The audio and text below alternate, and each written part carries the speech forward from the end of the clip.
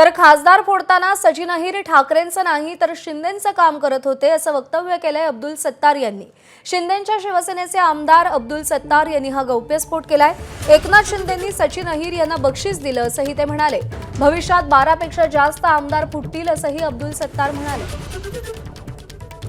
की ठाकरेंचे जे खासदार आहेत दिना पाटील यांनी दुसऱ्या पक्षात जाऊ नये याची जबाबदारी ज्यांच्यावर होती तेच सचिन अहिर होते, त्यांनाच तुम्ही तुमच्या पक्षात घेऊन टाकला। असं आहे का जबाबदाऱ्या ज्या पार पाडतात ते अनेक वेळेस ज्यावेळेस आम्ही उठाव केला होता त्यावेळेची परिस्थिती तुम्हालाही माहीत आहे।